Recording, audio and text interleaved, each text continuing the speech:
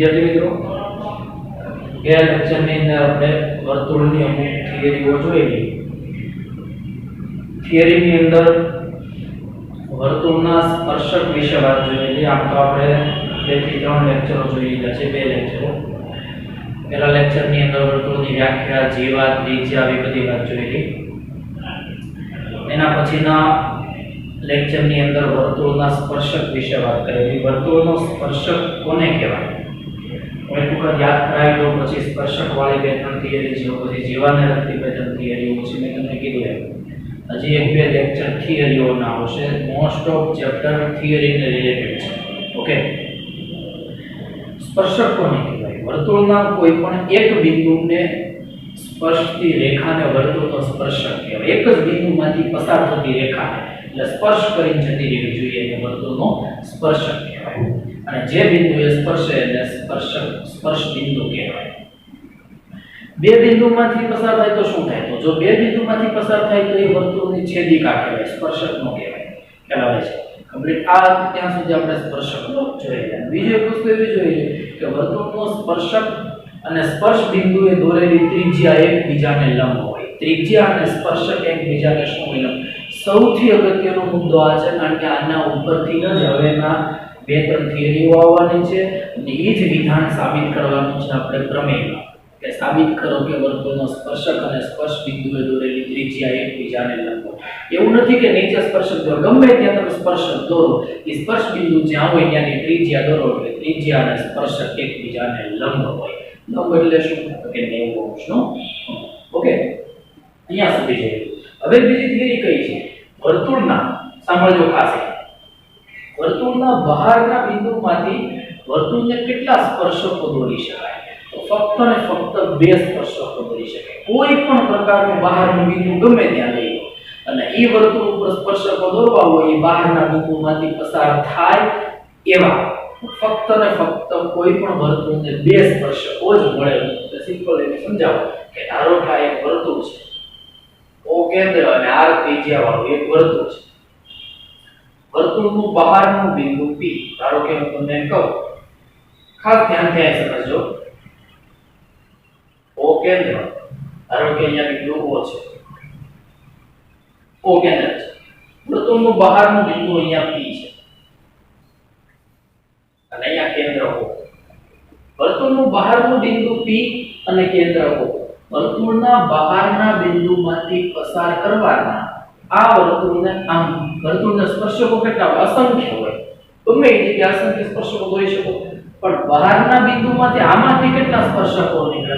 ફક્ત ને ફક્ત કેટલા? 2. અને P માંથી એક સ્પર્શક આમ પસાર કરો, એક સ્પર્શક આમ પસાર કરો, એટલે બધી 2 સ્પર્શક થઈ ગયા. કઈ રીતના તમે ખાસ અહીંયા જોઈ લો. ખાસ હું આકૃતિ દોરું છું. એક સ્પર્શક આ,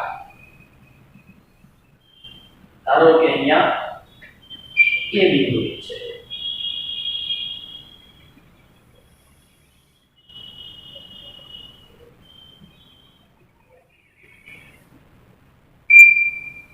ધારો કે અહીંયા સ્પર્શ બિંદુ B. સમજાઈ લો. તમને એમ થશે કે અહીંથી પસાર તો છેદિકા થઈ જાય ને, 2 સ્પર્શકો જ મળે. તમને અહીંયા કે ભટકી ગયું, પણ અહીં તમે લંબાવો તો લંબાવી શકો. આ સ્પર્શક છે, જો અહીંથી આ રેખા, આ રેખા જનરલી આપણે અહીંયા સુધી લેશું. ખ્યાલ આવે છે? આ બહારનું બિંદુ P. બહારના બિંદુ P માંથી કોઈ પણ વર્તુળને ફક્ત ને ફક્ત કેટલા સ્પર્શકો મળે? 2. જો બહારનું બિંદુ અહીંયા લો તો અહીંથી 2 સ્પર્શકો આમ મળે, બહારનું બિંદુ અહીંયા લો તો અહીંથી 2 સ્પર્શકો આમ મળે, ઉપર લો તો ઉપરથી 2 સ્પર્શકો, નજીક આવે તો એ અહીંયાથી 2 મળે. હવે ટૂંકમાં બહારના બિંદુમાંથી વર્તુળને કેટલા સ્પર્શકો મળે? 2 સ્પર્શકો મળે. વર્તુળના બહારના બિંદુમાંથી આપેલા વર્તુળને 2 સ્પર્શકો મળે. કેટલા સ્પર્શકો મળે? 2 સ્પર્શકો મળે. તો બીજી વાત, આ 2 સ્પર્શકો મળે, બહારના બિંદુમાંથી કયા કયા સ્પર્શકો મળે? બિંદુ P થી A અને P થી B. તો 2 સ્પર્શકો PA અને PB. વર્તુળના બહારના બિંદુથી સ્પર્શ બિંદુ, આ સ્પર્શ બિંદુ કયું છે? આ સ્પર્શ બિંદુ A, આ સ્પર્શકનો સ્પર્શ બિંદુ B, તો સ્પર્શકની સ્પર્શક લંબાઈ માપવાની વાત કરો. સ્પર્શક લંબાઈ હકીકતમાં તમે જો સ્પર્શક તો તમે રેખા સ્વરૂપે તો અસંખ્ય સુધી હોય તો માપી કેમ શકાય, પણ લંબાઈ ક્યાં સુધી હોય તો કે વર્તુળના બહારના બિંદુથી સ્પર્શ બિંદુ સુધીના અંતરને સ્પર્શક લંબાઈ કહેવાય. બરાબર છે? વર્તુળના બહારના બિંદુથી. તો તમે અહીંયા આ વસ્તુ કાઢી નાખો છો એટલે તમને એક્ઝેક્ટ ખબર પડે. બધી આકૃતિમાં એ પ્રમાણે આવશે. તમે સમજી લો પાછળ છે પણ અત્યારે ફક્ત ને ફક્ત અહીંયા સુધી રાખો. આ બહારનું બિંદુ P, બહારના બિંદુમાંથી સ્પર્શ બિંદુ સુધીના અંતરને સ્પર્શક લંબાઈ એટલે P થી A અને P થી B આ શું કહેવાય? સ્પર્શક લંબાઈ. બરાબર છે? વર્તુળના બહારના બિંદુથી સ્પર્શ બિંદુ સુધીના અંતર. સ્પર્શ બિંદુ શું કામ કહેવાય આપણે આગળની થિયરીમાં જોયા. બરાબર છે? એટલે વર્તુળના બહારના બિંદુથી સ્પર્શ બિંદુ સુધીના અંતરને સ્પર્શકની સ્પર્શક લંબાઈ કહેવાય છે. વર્તુળના બહારના બિંદુથી સ્પર્શ બિંદુ સુધીના અંતરને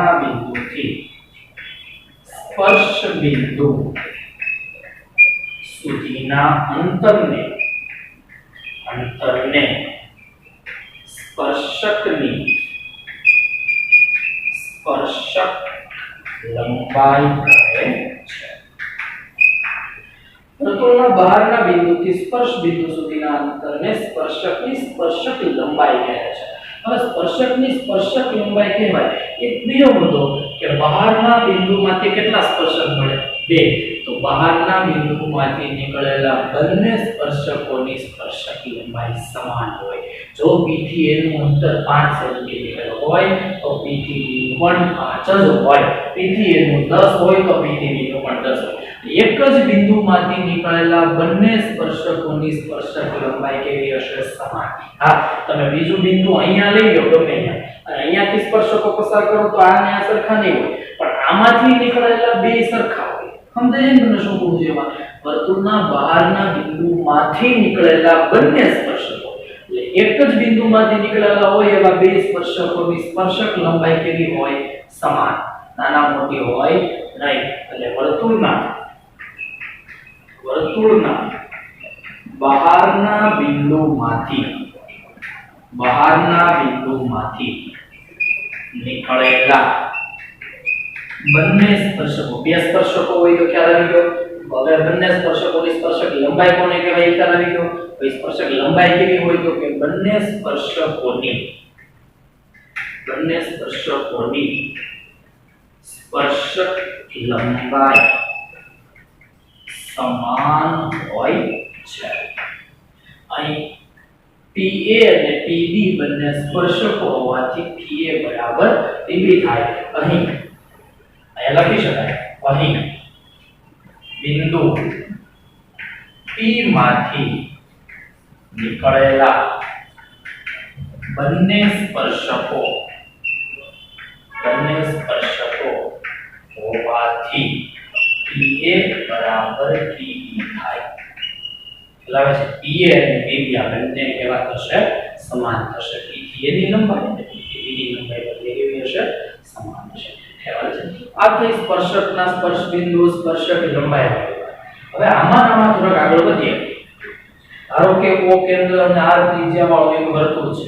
તો ધ્યાનથી સમજો આવી 2 થી 3 બિંદુઓ આવશે. એટલે હવે અલગ અલગ નિયમો તમારે ગોખવાના નથી પણ સમજવાના છે અને યાદ રાખવાના છે. આવો દાખલામાં આવે તો ખ્યાલ આવે. ચાલો, O કેન્દ્ર છે, બહારનો બિંદુ P છે. બહારના બિંદુ P માંથી નીકળેલા બંને સ્પર્શકોની જેટલી વાત હતી બધી તમને આમાં ખબર પડી ગઈ કે બહારનું બિંદુ P હોય તો બે સ્પર્શક નીકળે. બંને સ્પર્શકોને સ્પર્શક લંબાઈ કોને કહેવાય? તો બહારના બિંદુમાંથી સ્પર્શ બિંદુ સુધીના અંતરને સ્પર્શક લંબાઈ કહેવાય. અને નીકળેલા બંને સ્પર્શકો કેવા હોય? સરખા માપના. એટલે સ્પર્શક લંબાઈ કેવી હોય? સમાન. ધારો કે હું એમ કહું એક સ્પર્શક અહીંયાથી આ છે, બીજો સ્પર્શક અહીંયાથી, આ બે સ્પર્શકો થયા. અહીંયા નામ આપી દો A અને અહીંયા નામ આપી દો B. સ્પર્શક A અને સ્પર્શક B. હવે લંબાવતો નથી અહીંયા. હવે વાત શું હતી? તમે આની આગળની થિયરી જો આગળના લેક્ચરની થિયરી મેં તમને કીધું કે વર્તુળનો સ્પર્શક, તો ધ્યાનથી સમજો, વર્તુળનો સ્પર્શક અને સ્પર્શ બિંદુએ દોરેલી ત્રિજ્યા એકબીજાને લંબ હોય આવી વાત આગળ આવી છે અને આજના લેક્ચરમાં મેં રિપીટ પણ કરેલી.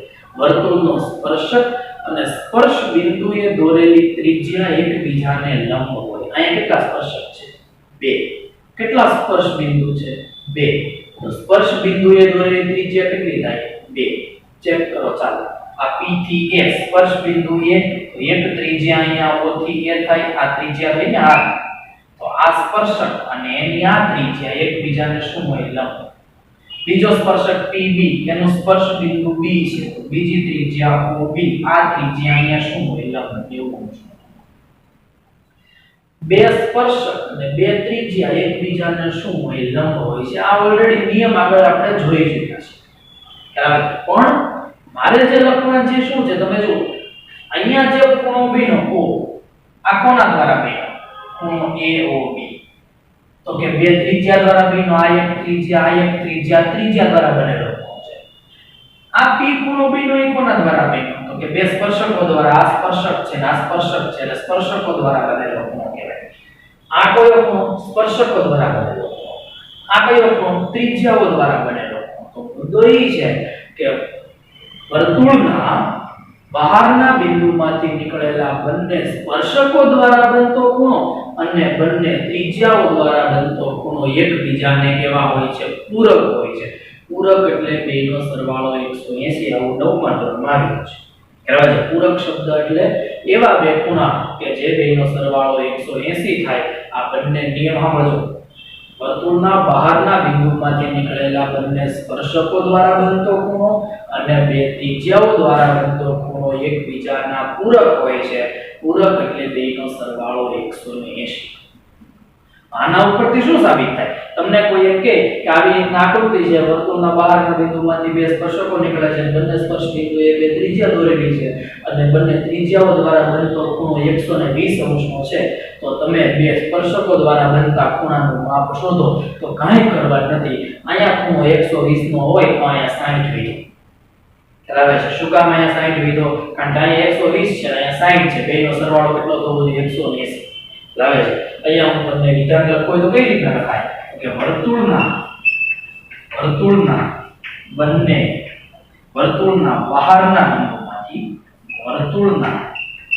બહારના બિંદુમાંથી નીકળેલા બંને સ્પર્શકો દ્વારા બનતો ખૂણો અને બંને ત્રિજ્યાઓ દ્વારા બનતો ખૂણો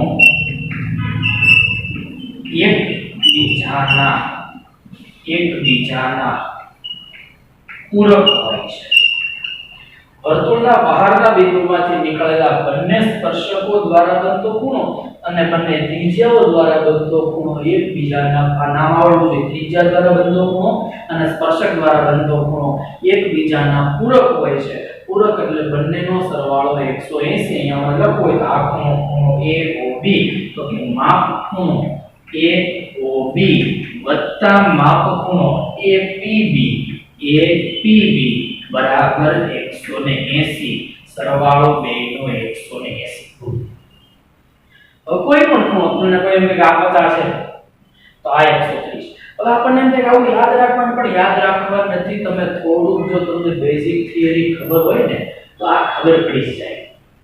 આ એક પ્રકારનો ચતુષ્કોણ બન્યું. સમજો આ થિયરી ક્યાંથી આવી? આ ચતુષ્કોણ બન્યું. આપણને બધાને 8મા ધોરણથી ખબર છે ચતુષ્કોણના ચાર ખૂણાનો સરવાળો 360 હોય. 360 હોય. ઓકે. AOB અને B ચાર ખૂણા છે. એમાંથી આ બે નિયમ છે. ત્રિજ્યા અને સ્પર્શક દ્વારા બનતો ખૂણો 90, ત્રિજ્યા અને સ્પર્શક દ્વારા બનતો ખૂણો 90. સામે 90 થઈ ગયા ઓલરેડી. એમાં ફેરફાર થાય જ નથી. 90 180 રહી ગયા. વૈધા 180 તો આ બે પૂરક થાય ક્યાં થાય? સમજાય? તમને 360 કરવાના છે સરવાળો. તો આ 90 થઈ ગયું, આ 90 થઈ ગયું, આમાં ફેરફાર થાય એમ જ નથી, કોઈ કાળે ન થાય, 90 જ રહે, એમાંથી એક ટકોય ઓછો ન થાય, 89 નો થાય, 51 નો થાય. તો આ બે વિધેય છે, આમાં ફેરા કરે, આ મોટો થાય તો આ નાનો થઈ જાય, આ થોડો વધે તો આ અહીંથી નાનો થાય, તો સરવાળો બેલેન્સ રહે 180 થવો જોઈએ. સમજાય છે? પૂરક શું કામ થયા? કારણ કે એના સિવાયના બે ખૂણા ચતુષ્કોણના છે એ 90 90 ના થઈ ગયા, એટલે 180 સરવાળો ઓલરેડી છે, તો બાકીના 180 જ વધે, અને ઓલા ફેરફાર થાય એમ જ નથી. હવે જાવ થોડું બેઝિક કોન્સેપ્ટ ક્લિયર હશે ને તો કોઈ દી ભૂલાય જ નહીં. રેડી? ચાલો હજી પાછી આની આ થિયરી ઉપર દાખલો આમાં થઈ શકે, પણ એક અલગથી આકૃતિ દોરું એટલે તમને બેઝિક ફંડા ક્લિયર આવે. ઓ કેન્દ્ર વાળો અને આ ત્રિજ્યા વાળું વર્તુળ લો પાછું. ચાલો ઓ કેન્દ્ર છે અને આ ત્રિજ્યા વાળું એક વર્તુળ છે, કેન્દ્ર O